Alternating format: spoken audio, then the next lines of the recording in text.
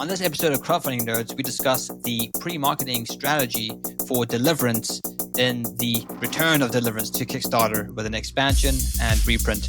We talk a little bit about ARGs, which are alternative reality games, and how Andrew plans on using those at conventions and different events. We talk about other means of engaging communities and things like ad spend and Facebook ads and basically everything that Andrew is planning to relaunch Deliverance. Let's get into it. Game begin. Let's go. Go back to the shadow. You shall not fail. Crowdfunding Nerds. Amazing. Hey everybody, and welcome to another awesome episode of Crowdfunding Nerds. I am your host, Andrew Lowen, and I am joined, as always, by Sean, and yet again, not Rick. Welcome to our podcast that is now also a video podcast on YouTube. We have to get dressed now. Yeah, actually, I have to pay attention to what You t-shirt changed your shirt before we did this. Yeah. So on this episode, we wanted to dive into Deliverance. Now, I talk about Deliverance a lot, but in particular, the pre-marketing of the next Deliverance campaign. We're about 6 months out from launch of our next campaign.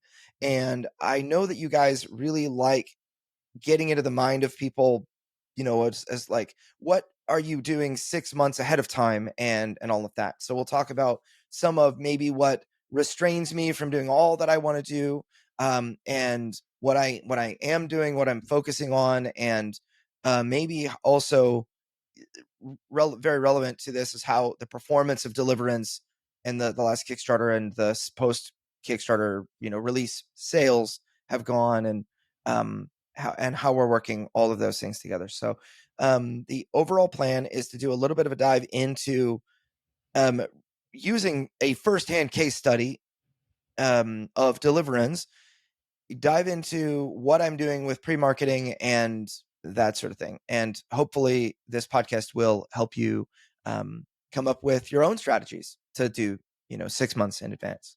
So Andrew, you have a pretty audacious goal with this expansion, this Deliverance Part 2.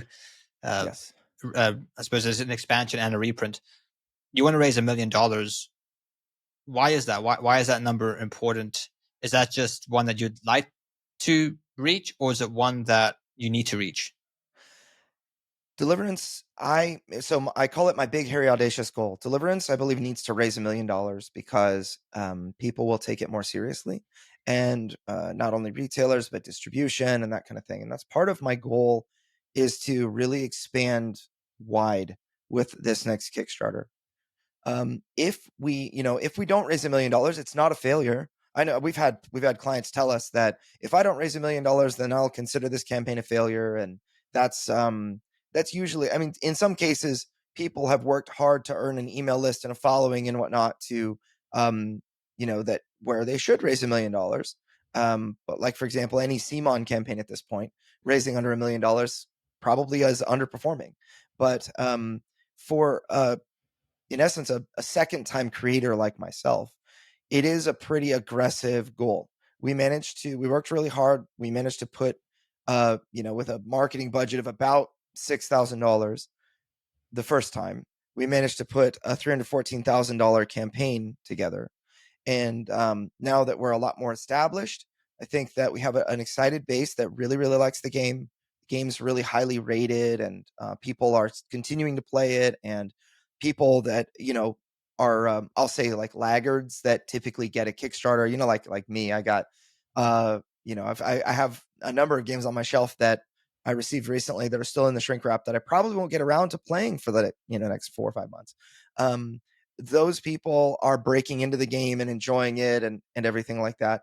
And so there's a lot of positive energy going on right now on YouTube about Deliverance. A lot of people are reviewing it and actually finding they very much enjoy it. And so there's momentum that's building, and I think that it's possible. So I think for me, what I would say is if I would, go back to that previous statement I made and say, if it only raises X dollars, I would consider it a failure or whatever. I don't know that I think in those terms, but I think I want to raise more than I raised last time. That's like the true goal. But the big, hairy, audacious goal that I'm shooting for, that everything I'm planning for, I'm diligently working toward, is that $1 million goal. So we're trying to control what we can to get there, you know? Yeah, because we interviewed Chris Birch of Modifius Entertainment a while ago, and he talked about the Skyrim campaign. He's saying that a lot of people were saying that, oh, I should have raised more money. And he was thinking that it was very interesting because we include a link in the show notes to that episode. But he's talking about how his business strategy extends outside the crowdfunding event, and that he knew that it would be picked up in retail, so that he doesn't need to put all his eggs into the success of the Kickstarter or the GameFound campaign. Something that publishers should keep in mind is that I know often that people want to sort of brag about a big number on Kickstarter. It's like, oh, we raised so much money on Kickstarter, but Kickstarter is taking 5% of everything that you're doing there. So it might be good to like drop at parties. You can drop big numbers and it can impress maybe investors and things. But in terms of like the long-term strategy and growth and health of your business, I don't think it's the key performance indicator. I don't think you should really optimize to raise as much money. Again, a lot of people now are just backing at $1 and then going in the late pledge stage. So it's not really a reflection of demand either. So I do think that it's something that publishers need to be aware of, that big numbers on Kickstarter campaigns isn't necessarily a sign of success. Yeah, I guess the way that I would frame that or phrase that is, so I just shared how I want to make $1 million in Kickstarter, which will show the world or whatever that we're here to party and that kind of thing. It's a piece of the puzzle, but what we found actually was that it was a whole lot easier to sell Deliverance after we hit retail and people could buy it and just have it shipped to them in a week than the whole Kickstarter thing. So I believe that if we make $1 million on Kickstarter, it's going to show distribution that we are to be taken seriously. So that I may have conversations with Target and Best or Barnes and Noble and other places like that are interested in Deliverance. Whereas with the campaign that we did the first round, we may not, it wasn't enough to warrant, right? But so the big number is very helpful. Also, the big number it's good for the marketing buzz. So people that when we ran our campaign last time, we ran against Witcher Old World, which was one of the top campaigns for that year. It was also it kind of like I guess you could say a little bit of a spiritual warfare type co-op dungeon crawl experience in similar manner to Deliverance. Yeah, kind of like monster battle. Yeah. And so I have this, we had like a direct competitor, if you will, that was way more established and all of that. And I feel like the next time we go to Kickstarter, we're going to be that person that is much more established and whatnot. And I'm not afraid of launching next to other things. But even still, that number being big, like you said, it's not the whole story. I believe whatever we sell on Kickstarter, we will sell 5 times that after the campaign. That's kind of how it worked out. This campaign, we ended up selling about 2,000 games. There were like 2,700 backers. We ended up selling around 2,000 games during the Kickstarter campaign. We ended up selling an additional like 700 games after the campaign in the Pledge Manager, between 500 and 700. And then when we got to our fulfillment, and everything was in warehouses, we had around, I want to say like 2,200 units in the US and around like 50 to 100 units in various places like the UK, 50 units, the EU about 100, Australia around 50. And so that's kind of where we have we had our stock. And we managed to sell 1,800 units in like a month or 2 months of release. So we actually released around November, close to Black Friday. It was the holiday season, and we were only selling on our website. That was it. And we managed to release, and we hit #1 rank on Board Game Geek, and we went from selling 5 to 10 games a day to like 10 to 15 or so games. Like our highest number of sales was like 25 games in a day. and they're $100 games. So it's not, that's a pretty good day. I'm pretty happy about making Yeah. $2,500 in a day with Deliverance, right? But that was only with our Facebook ads running, and there are tons and tons of people that are interested in Deliverance that aren't fans of Kickstarter. And so I guess to conclude in agreement with your original point, actually, the $1 million that I hope to raise is, number one, it's a signal that we're here to, like, we're serious and Mean the game business. should be taken seriously. Yeah, we mean business. And then, but it's, Kickstarter is only like 5% of the total market for board games. I think, maybe less actually. It's, between 230 to $250 million or so that they raised on last year. GameFound raised about 50 million. BackerKit raised, in the tens of millions as well. So the overall market is still growing for crowdfunding games, but I think that you're gonna find that there are by far more people that will buy that walk in retail stores that are interested in buying and having the game shipped in 2 days through Amazon and that kind of thing. So So in terms of yeah. legitimacy, I know that the Walmart was distributing Deliverance as far as I remember. And I also think that Deliverance was stocked on a large, like, friendly local game store in the US somewhere. I remember in your community you posted this. So maybe you want to talk Yeah. about that. Like, so you sell it through your own website, but it has been going out to distributors as well and retailers. And then it's also being sold on Amazon, correct? Yes. So yeah. So we did not sell through Walmart. But we did. So we set up everything on our website to make sure that our website could handle a large amount of traffic coming in at any given time. That it was fast when you checked out. That it was fast and whatnot. That kind of comes standard with Shopify, but not so with WordPress and WooCommerce. You have to work at that. But the website worked really well. And we put 120 units into Amazon's warehouses, and that was and we just started selling there. So what I figured was, and I did not sell to distribution, so there were no deep discounters trying to get the low, the trying to just offload as many of our products as they could, selling it at a huge discount. I wanted to put a lot of value in our products so that people that buy it, that look after it's released on the market, none of them have said, "Oh, I should have just waited for the wide release because it would have been cheaper." That's not the case with us. So every retail order that we've made, we did 120 units to Game Nerds. We did 24 units to Millennium Games, like, very recently. And I think that was probably the picture that you saw. All of that was them reaching out to us and saying, we want stock to this amount of Deliverance. There were a lot. I mean, we sold like 40 games into one store in Greece.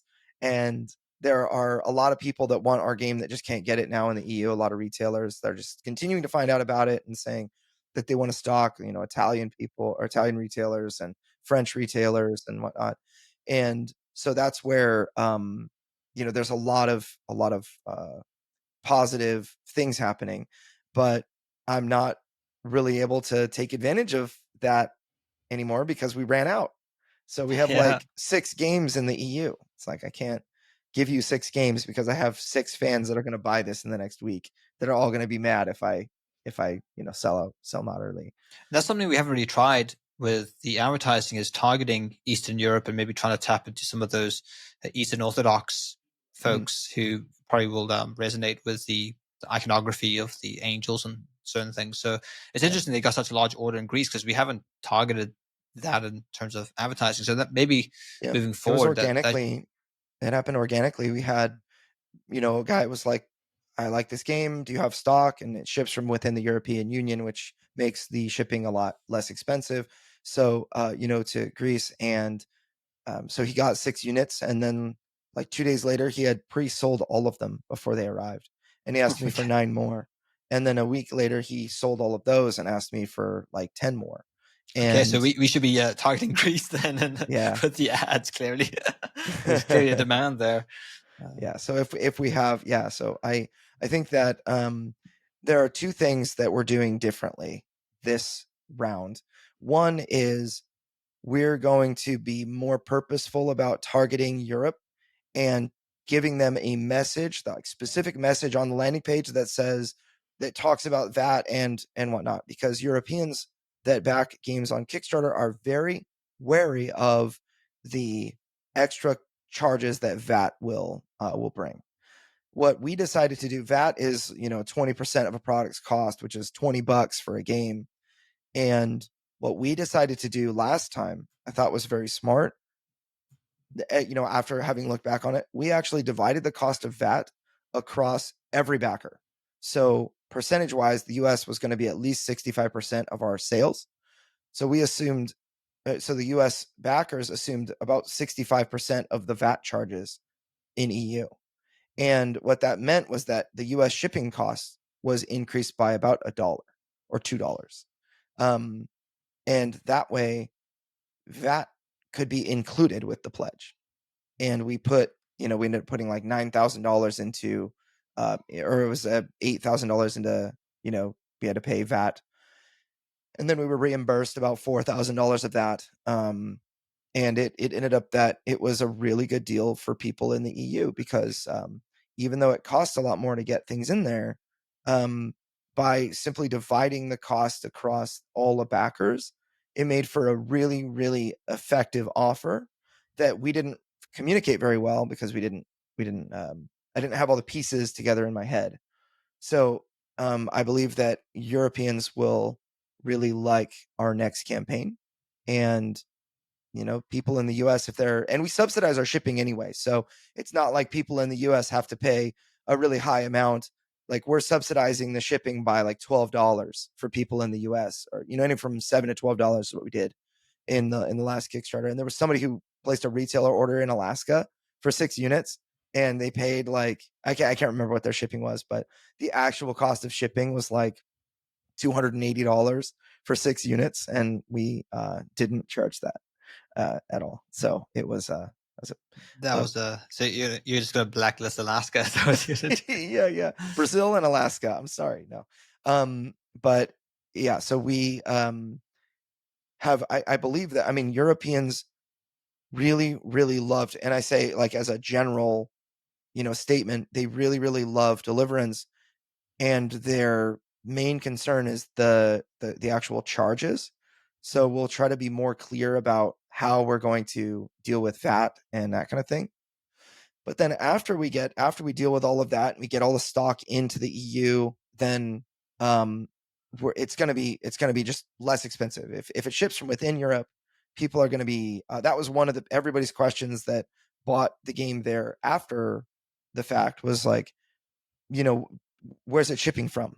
And is the shipping from within the EU? And if our landing page said this ships from within Germany, people would have had their answer already. So, but yeah. So going back to this idea of large numbers on Kickstarter and GameFound projects, I suppose one thing we probably should mention as well, the advantage of having larger numbers. So I think there's advantages and disadvantages, right? So maybe we opened this up too strongly by saying it's a bad thing. It's obviously a great thing if you raise lots, particularly if you're getting a good return on your ad spend. But I think another advantage of big numbers is social proof. Is that popularity begets popularity. Yep. So when you have big numbers and it's sort of trending and people are talking about it, it kind of becomes a self-fulfilling prophecy where more people see it and more people start talking about it. And so it's this kind of weird system that you can kind of get into.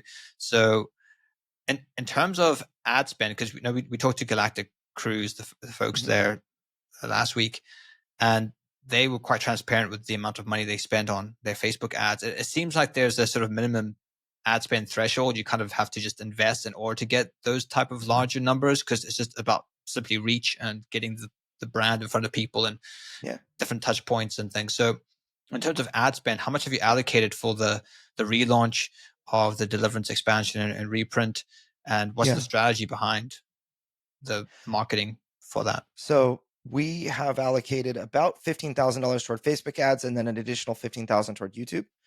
We put in and that may drop to 10,000 and 10,000, or 15,000 for Facebook, 5,000 for YouTube, or something around there. We also have partners giving big email blasts that we've paid for, and so We have around like $50,000 allocated to advertising this time, and that's from what I'm able to spend before. That's kind of our limit, which is a lot higher than the $6,000 that I had Yeah. before. And I suppose the So, handy thing is that you own a marketing agency, so you don't have to employ anyone to. well, what do we don't even getting charge very much. We're at like $750 a month or something. Like that's like chump change for a company like mine now, or rather, as a publisher speaking, it's Yeah. it makes it a kind of a no-brainer. It's like, well, of course I would use you guys if I wasn't you guys. It'd be really easy for me. And we try And to throw a lot actually, of value in that as well. I know that one thing we've recently changed our services. I had a client, a past client, reach out to us this week, and I have to say, look, we've actually changed our services and pricing. I think we actually add more value now. We kind of just things we did do, but we kind of felt frustrated that people weren't availing of them, and I think to their detriment, because like, okay, we're just going to throw this in our core package. Yeah. So one thing that we started to do is provide a sanity test or a hygiene factor test, like a pre-launch. So Right. we review our clients' pages now, and we go through it with a fine comb and then hand them a report of what they need to change before they launch. Yep. Sometimes people make the biggest mistake and don't realize it. When they hit that launch button, everybody thinks the product is awesome, and then the offer, like the shipping prices, are exorbitantly high for what the game actually costs. They've got too many pledges and it's confusing people, or it's really strange. Yeah. So those types of things, like now we make people, generally we make people pay for that because it's so important, and it makes them so much more money and avoids all of the hassle.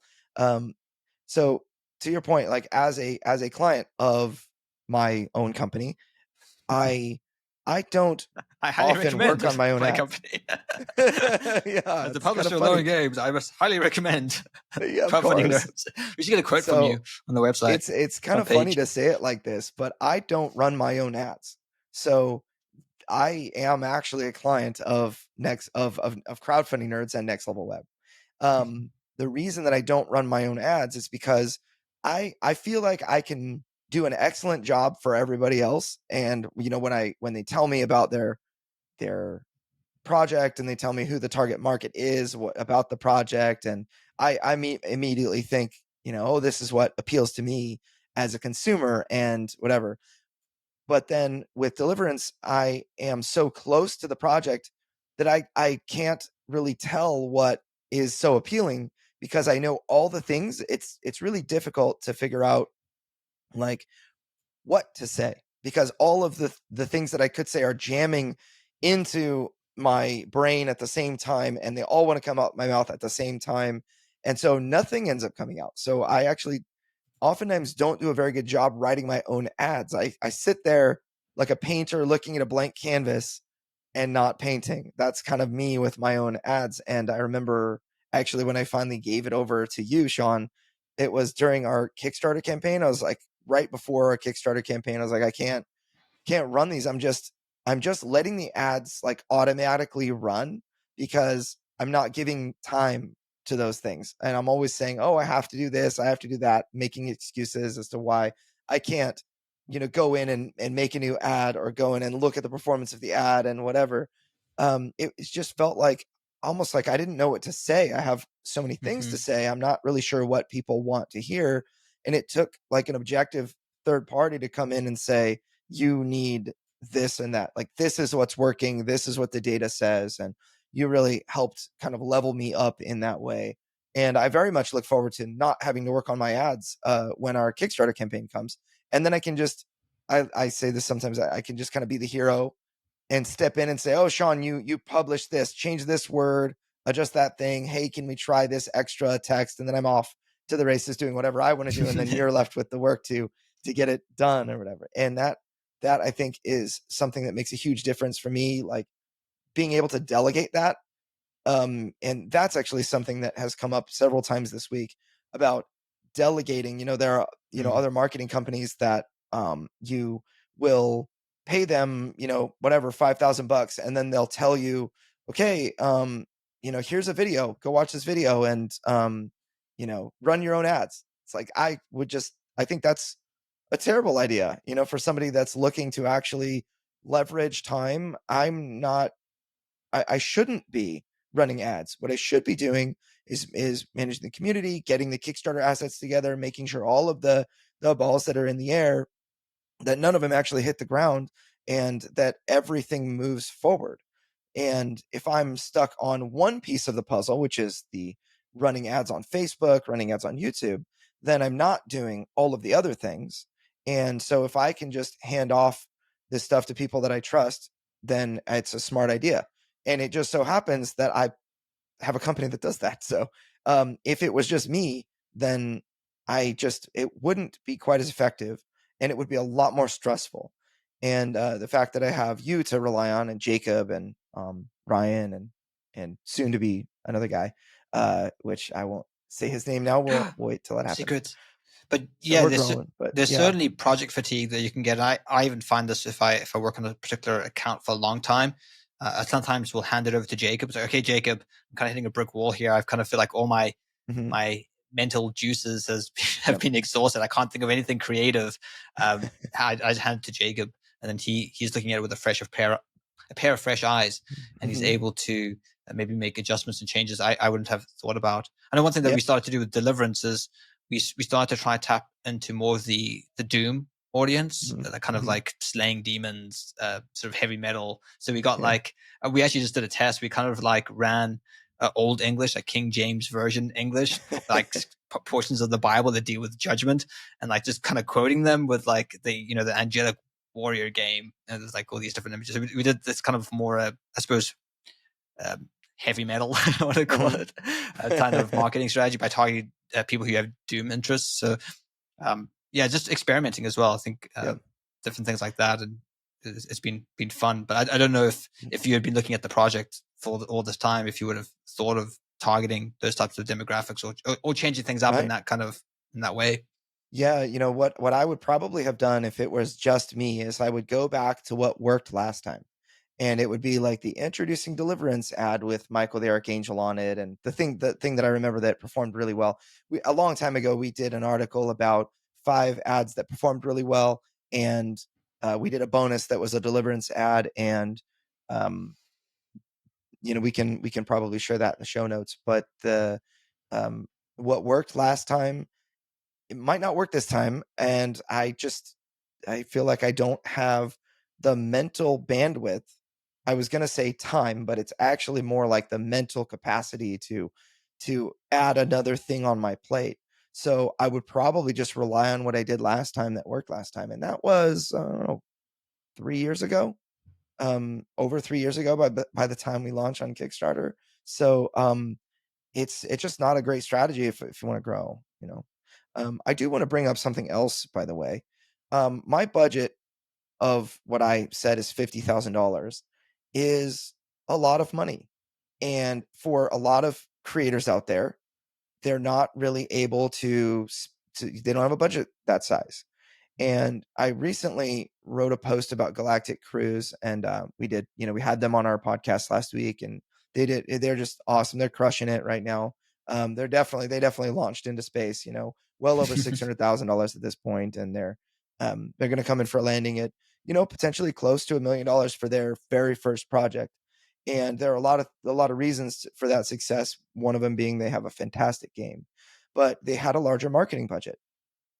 And they went to a lot of conventions. They spent a lot of time. They have a group of 3, like they're in essence 3 partners that are each working at like firing on all cylinders, And if I had 3 of me, I feel like I could have done better, right? I just would have gone to more conventions. I would have done more things. And so they had a very healthy budget for their marketing. We got to work with them starting like around January or December. And, they had a good budget. So when I launched the first time, I made a decision to spend like $2,000 a month in ads. And that was the last $6,000 of credit that I had available to me. I was $50-ish thousand in debt, and I needed to go to that Kickstarter to actually make a good return. I had my home equity line of credit had like $44,000 on it or so. I had a credit card that was maxed out at $11,000, and the with 0% interest until like it was like September or something. So if I funded my Kickstarter in June, then I could pay that credit card off, and I would have zero interest. But I was really concerned because I had $44,000 on my home equity line of credit, and which is a relatively low interest rate at the time. I think it was like 4 or 5% interest rate. So the monthly payments were like $200, $250, and I decided to put the last $6,000 that I had access to into ads. And when and that's before I knew what would actually happen. So before I knew what would actually happen, I was $60,000 in debt. And on launch day, it fixed everything because we made $141,000 or so on launch day. And then, with all of the post-campaign sales of Deliverance, it's been a lot easier to develop a budget. So I took a huge risk in my first campaign. A lot of people aren't willing, or maybe are not in a financial position to take a risk like that. And so, I posted about Galactic Cruise. I posted like, what in the Board Game Design Lab group, I posted about how, these were the things we did, and we'll share that in the Crowdfunding Nerds community as well. But these were the things we did to help Galactic Cruise, and these were the other things that they did that made them successful. And, a lot of the pushback was that, well, that, they had a big budget, and Mm-hmm. it's not true that a big budget means that you're going to raise a lot of money. Mm-hmm. I know other campaigns that launched with a very large budget with people that are very well known, that were, recently came back into the board game space to do some huge, some new work, and their campaign was like a total flop compared to the budget that they had. And it's all of the other things. So the marketing budget, more money certainly helps if it's being applied the right way. And that is to say, or that is only if you are doing the right activities. Yeah. I think that the right result producing activities have nothing to do with your marketing budget, and the results of your marketing budget have everything to do with the result producing activities that you're doing. Yeah, we need to be careful as well because, we did help market that project, but they only brought us on for 2 months. Right. Now, we do know that they listen to our podcast and been involved in our communities and probably taken on board a lot of the things we said. But there's a lot of the success you're seeing is not because they used the right marketing agency. It's not because they just had the right formula. There's a lot of, blood, sweat, and tears, just things kind of aligning, which are out of their control. So it's just something to keep in mind that I think, people might think that, if I just, if I just copy exactly what they do, I'll have the exact same result, which is not necessarily the case. I think another thing that people need to keep in mind is that this is a path to self-publishing. There are other ways of doing this. We know we talked to Joe Slack on one of our podcasts, and he's a game designer, and he's developed a hybrid approach where, yes, he self-publishes some of his titles, he does co-publishing, and he does just sell some of his games to other publishers. So there are other ways to get your games out there and to make these things profitable. So you don't always have to go down the self-publishing route because there's trade-offs. Yes, there's more financial investment for self-publishing. And you have more creative freedom, but as it comes up with that trade-off is that it takes a lot more of your time, a lot more of your own financial risk. Whilst the publisher, well, you can mitigate some of the financial investment, but then you're going to lose creative control and other things. But there are options for people who want to get their games out there that are looking at something like Galactic Cruise and feeling overwhelmed. That yes, well, that's just one way of getting this done. Yep. Yeah, I think I'll address. Whenever I remember being a first time publisher, going to Kickstarter and seeing other people have success. That success would make me jealous in a way, and I know that Make you people salty. listening to this podcast are the same way. Well, they want that success too. They're working super hard, and they're looking at somebody who's a few steps ahead of them, and they're thinking, man, like what I wouldn't do to get a $300,000 funding goal, on or $300,000 of funding in my campaign, that would change things. And they get jealous of others. This is something that I experienced myself as a designer, where other people that we marketed had crazy amounts of success. And before I went to Kickstarter with Deliverance, I was a little bit, like, I guess the right word is jealous, and not discouraging of them, not trying to minimize them or anything like that, but just for myself, I'm like, I wish I had that too. I want that, and I don't think it's kind of a negative emotion. Yes, it is a negative emotion, but it's something that I learned over time to really go the extra mile in congratulating those people and being happy for them, and not letting their success discourage me. It's very easy to get discouraged when you look at someone else's success thinking, I will never be able to do that. And the only people that are not saying things like that are people that had a recent explosion of success on Kickstarter, and they're like, I can't believe we did that. That's what those people are saying. That's what I said. I can't believe I raised $140,000 on the first day. I can't believe we actually hit a $40,000 funding goal in 8 minutes. And that blew my mind. I did not expect that. I almost cried. I almost cried on camera. I was like talking on YouTube or whatever, like something like Right, the right, Facebook Live or Discord. YouTube. I think it Yeah. was Oh, yeah. And I just felt like my head was getting hot, like I was like getting all emotional and everything. But it's one of those things that you can never really plan for explosive success. And you shouldn't try to, for me, that $1 million goal, I'm not doing everything so that I can make $1 million. The money is a necessary piece of the puzzle of the overall strategy, the overall plan. But I'm only focused on controlling what I can, and I can't control that I make $1 million. At this point, I just can't control that. But what I can do is I can make sure that my email list is very engaged, that every single person on my email list feels like I personally care about them, that they are valued, that they're that that and that they get all the things that they need, that they see that Deliverance is fun, so they actually open the box out of the shrink wrap and play it, that they see that there's momentum coming for an expansion, that they have opportunities to engage with the game and the community in, of course, Discord, in our Facebook community, and this other thing that we're doing with Deliverance scenarios. I was told one time, very recently, this week actually, by somebody, like, oh yeah, we're looking for podcasts and whatnot. I'm like, they're a first time creator that's coming to Kickstarter soon, and it's like, go like join any podcast you can that fits this topic or whatever. Like, yeah, well, the hard thing is finding the podcast with the right topic and the right audience size. I was like, dude, don't worry about the audience size. Go on a podcast that has 10 people that listen. You may have 5 backers that come from that podcast. Do that. I'm just constantly reminded about the tiny, tiny little media things that I've done that have, like there's one podcast that was referenced last night. I had a Deliverance event that went off last night. We basically took over a game store. We had like 25 people come in.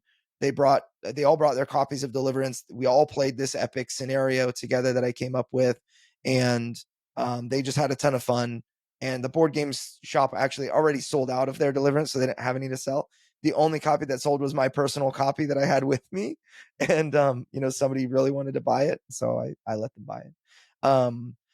But those people, those 25 people, when they came in, they all had their Deliverance copies. They were all ready to play. I would say only 2 groups of those people, so maybe like 7 or 8 of them, had played a lot of times. Every other person that was in there played 0 to 3 times, and that was it. And I felt like, man, if I can just get more people playing the game, then it's going to do better. And what it needs to show people that it's a great game. It gets, it's got an 8.7 rating on Board Game Geek. It's the, as far as I can tell, the highest rated Christian game ever made. And it's just, it does well when people actually play. So the key for me is like getting people that are on my email list and in the communities to actually play the game, to open it up and to play it. And so that's really what a lot of my marketing strategy right now is focused around. So when I send a copy to a reviewer, it's not necessarily to get, like, we only have 100 copies left. We've sold through 4,900 units and we have less than 100 copies. And so we're going to sell out. We're going to go to Origins in like June. And so we've generally stopped advertising so that I might be able to have some stock left for Origins, but we're going to sell out. And every bit of like reviewer copy that I give, it's not necessarily, it is for new people. I'd like new people to see it, but it's for the people that have already purchased the game and have maybe not yet opened it. So that's a really important thing to me. One of the big components that I'm very intent on at this moment, and that's a huge focus of our marketing. I'll mention also related to this, there was Gloomhaven, or the publisher of Gloomhaven, Cephalofair Games. They published a game that used the Gloomhaven theme. I can't remember what it's called right now, but it's I want to say like a tile laying game. It's like you're tile laying, kind of like Planet Unknown or Isle of Cats. You're laying polyomino tiles on a city, which is like the city of Gloomhaven or something. And it's nothing like Gloomhaven, but it does use the theme. And Isaac Childers, the main guy behind Cephalofair Games, was like, this is not Gloomhaven. If you like Gloomhaven but don't like polyomino tiling things, then you won't like this one. And he was really, really clear about that. So it made between $400,000 and $600,000, and we ended up it ended up doing pretty well. But then I remember after it delivered, there was one person that I read a comment on Facebook that said, I was really disappointed to hear that one person that I always listen to about, in regard to content, like a content creator on YouTube, they said they didn't like this Gloomhaven tile laying game. And so it sat in my shrink wrap for many months until finally he decided to open it and play it. And he was very surprised at how much he enjoyed the game. And he actually quite regretted his decision to leave it in the shrink wrap based on what that one reviewer said. But he got kind of disheartened at his or at the game that he had purchased, and he never opened it. So what I intend to do is to make sure that we have a lot of reviewer voices talking about the game. Some I would expect are not going to like it, or which is actually has not really been the case. Everyone's generally liked it, but maybe some people review it and they're wishy-washy. They're not really that super excited about it. And then others are extremely excited. But I would say that the quantity of content that's coming out is really focused on getting my current backers to play the game. And that's going to cause our Kickstarter to have more backers. If people play the game, like it, and want more content. So one thing you've done to try and encourage people to play the game, I think just keep on adding value to Deliverance, is you're releasing these free campaign, or I suppose, there's little like mini campaigns, little skirmishes, extra games of Deliverance scenarios where people can continue to adventure, and you've got like different difficulties. And so maybe talk a little bit about that and the thought process behind that, because that's something that I think a lot of publishers could start replicating. Is like, okay, I've got this game. How do I keep on getting it into people's minds and into their feeds and keeping my community alive? So maybe we'll talk a little bit about the thought process behind doing that. Yeah. So with Deliverance is a really great system, and there are so many things you can do with it. And I thought, wouldn't it be cool if other people were making content for our game? Because I see lots of content being made, sometimes fan-made expansions get actually turned into real games and other things like that, just because the fan loves the product so much. And I'm like, wouldn't that be cool if there was somebody that loved Deliverance so much that they actually made like additional content? And then I thought, well, there's one guy that I know that has 2 thumbs and loves Deliverance, and it's me. So why don't I make content for this? It doesn't have to be limited to fans. And so what I thought was that I would lead the way in creating content And that was the original kind of impetus to the thought, was like, number one, I can create content, and then people have more to play. If people have more to play, then there's more value in paying that $100. Then beyond that, if there's more to play on a regular basis, then they're going to remember the game. They're going to bust it out once every 3 months and play again. When the new content scenario comes out, they're going to open up their box and they're going to say, "Oh, that looks like a lot of fun. Let's try it." And there are a lot of people that went through the campaign in like, 2 days and were super excited. Now they've been playing like 5 different campaigns and whatever. And those people are the people that need more content to chew on, right? And so they're my most hardcore fans. But if they get kind of Deliverance out because they played the campaign, they have to wait like another year for the next Kickstarter, and then another year beyond that for it to deliver, at least, right? And so I thought, well, we could actually start to advance our players' skill level through these scenarios, where I could make them harder. So like in the Deliverance campaign, our game ramps up and gets progressively harder over the first 4 missions, and then mission 5, 6, people start dying left and right. But the noobs start dying in like mission 2, and they need help, right? And if I just made it hard right away, then you'd have a lot of people that open the box, try the first mission and barely win, and try the second mission and get stomped, and then they're like, well, that's it. So but I thought with these scenarios, I can actually challenge players with harder missions and whatnot and get them to play more often. And so it's been a great success. So we ran the event last night at that game store to just kind of launch the scenario. It was something that I haven't built fans. I mean, I haven't tried to build fans. I've not been to any conventions in the local area. I've just kind of, people know that I moved and now live in this like central Texas and hill country area near San Antonio and Austin. And so there were a couple of fans that I had from the area that were excited, that wanted to play games with me or whatever.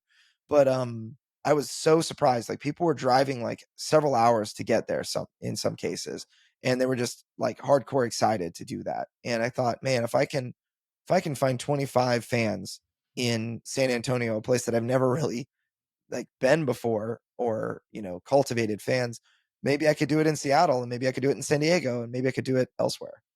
Yeah, so talk a little bit about that, because I know you're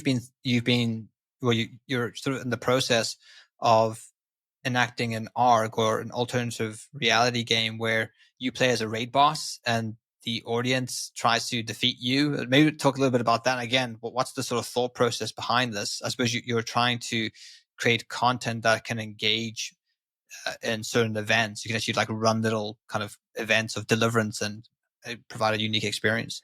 Yeah, so my vision is, well, for Deliverance, I guess it's kind of a love letter to the MMO boss fight, where you clear some trash mobs.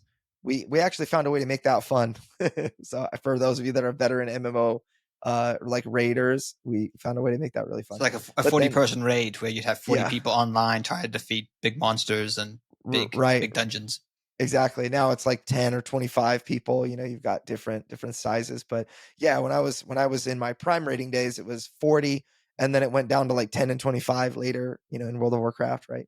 And so my thought was, Deliverance is like a very cooperative experience. You're always talking to your teammates and everything, and it's there's not really any time to like sit on your cell phone, because everybody wants to know your opinion on the thing that they're about to do. And so which is really cool. But I thought it's so cooperative and collaborative that what if we just increase this experience a little bit? And so I had this idea kind of came up because I went to Chip Cole is our graphic artist for Deliverance, and he does a lot of other design work for clients of ours and whatnot.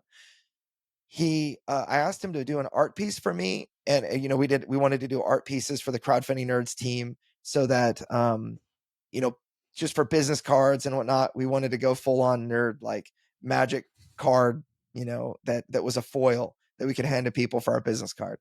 And the first version that he did, I asked him I wanted to be in Bloodfang armor, for which as a rogue, give me 2 daggers, Bloodfang armor, and put me in Iron Forge in which is a location in World of Warcraft. And I got the art piece, and I did like a gridded face, like an angry gridded face, like I'm attacking or whatever. And I thought it was so cool. And then I showed my wife, and she's like, "You look like a demon."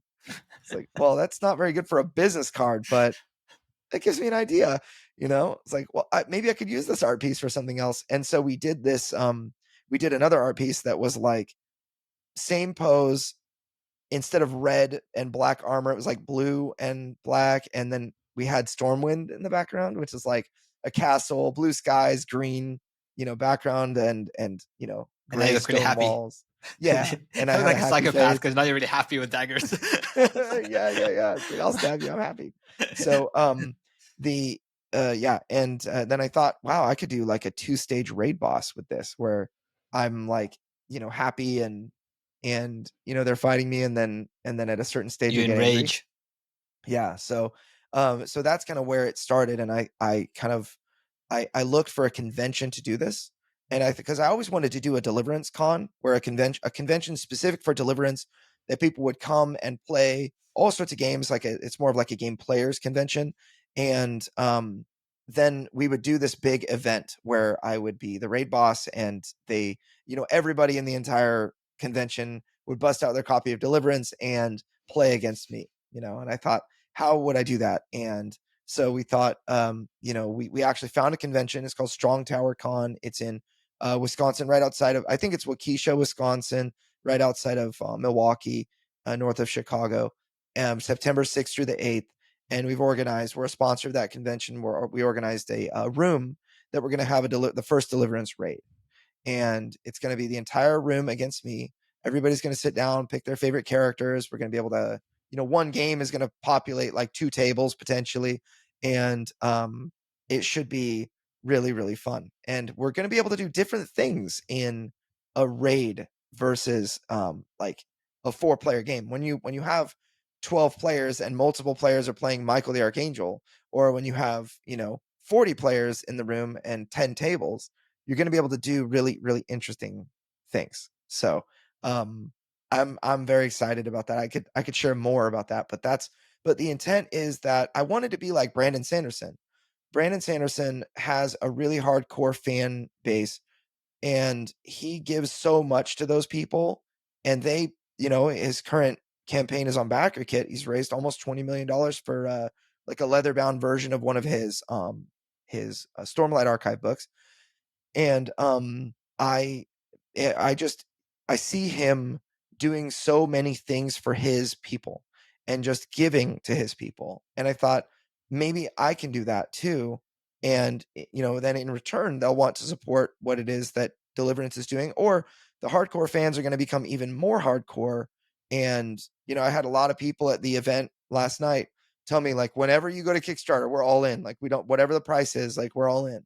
And that's a really good feeling, when you have even one person telling you that.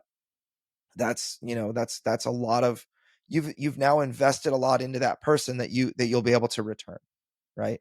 So that's kind of why we did that, why we're doing that. So yeah, a lot of strategy in terms of how to engage the community, and I suppose that's all part of the pre-marketing, right? Because you're planning on going.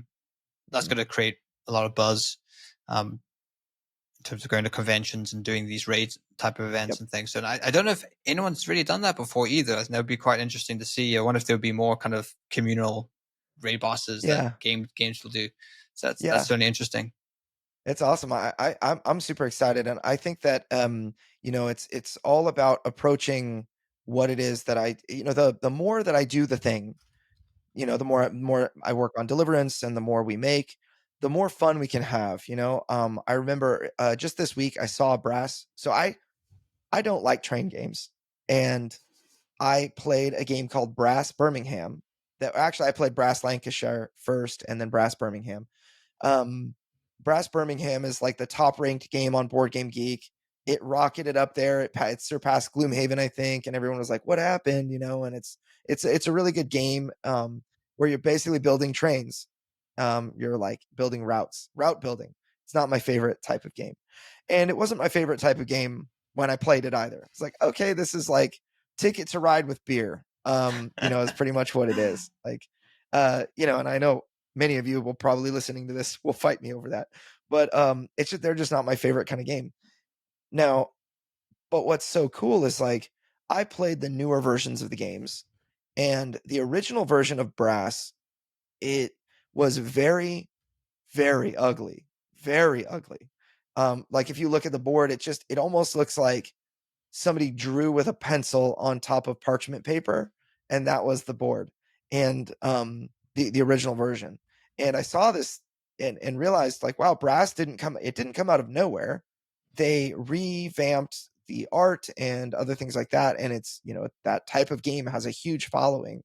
And I thought about the creators of that game, the publishers of that game. They've had a lot of time to think about Brass and to think about their fans and to think what would actually make a meaningful difference to those people. And I'm sure they've tried a lot of things. Publishers don't just publish a thing and it's like, oh, we did it and that's it and move on to the next thing. They're constantly like evaluating how well did we do, what can we do better for next time, and that kind of thing. As a business owner, you want to do better, right? And so you evaluate your performance. And so now that I've actually been able to release Deliverance and see how people enjoy it and see what people like about it and what worked really well, I can do more of what works really well. I can revamp some things that were a little underwhelming. We can add a fifth player. We can, tighten up the solo mode a little bit or whatever, right? And that's just going to make people look at Deliverance and say, wow, what a great game this is when they buy the second edition or something. But I thought, the more I get into it, the more I see opportunities to do fun things. And so, I'm actually relatively limited on the number of conventions that I can attend because I have a large family, 7 kids now, and my youngest is 4 months old. And, I can't really get out all the time. I was able to go to the Gamma trade show. I was able to I'll be able to go to Origins, which is a big sacrifice for my wife and, to make. And, definitely was something we came up with that decision together. And then also the Strong Tower Con is another one. But I'm not going to be able to go to, like the Kinson Key Games guys. Like I just can't go to those conventions, that the quantity that they went to. I can't jump on the Dice Tower cruise. I can't, that kind of thing is too much on my family. So I have to figure out, given the constraints of my life and what I am capable of, what's the most amount of fun that I can have with my people, So Andrew, what are the next steps and how you're going to close this all off? Well, so the next 3 months are going to matter quite a lot so really, I guess we have to wrap up our prototype in the next 2 months and get it printed so that my chosen reviewers or previewers for the expansion can have something worth previewing. And so that's one of my big focuses. And then when they get those games, the marketing machine needs to turn on, and we need to be well into development of our Kickstarter page and that kind of thing. So when the marketing machine, I say, is like when we start running ads, we'll probably start running ads like in July for a September launch. And it's just a matter of trying to focus, because like my artist only has a limited amount of time. He's not going to be able to do all the art first. He's going to have to focus on like the box cover and, maybe a few key characters that are going to go in the box, in the prototype, and that sort of thing. So that's really where we are placing our focus. And so certain other things like going to conventions and showing off the prototype and whatnot have to fall by the wayside. I mentioned already that I have, a lot of kids, but and that's not really in the cards for me. But even if I had the opportunity to go to conventions, I just have to prioritize, and there's only a certain amount of time in the day. And so that's kind of where my mind's at. Well, I suppose we'll leave it there and then we'll hand it over to Robot Richard. Well, that's all the time we have for this week's episode of Crowdfunding Nerds. For more resources, articles, and to listen to past podcasts, please visit us at crowdfundingnerds.com. And if you have a crowdfunding question, we also have a page on our site where you can send a message directly to us. Please visit crowdfundingnerds.com/question. And if your question is a great question, we may include it in a future podcast. Thank you all again for listening to this week's episode, and we'll see you next week. Stay nerdy.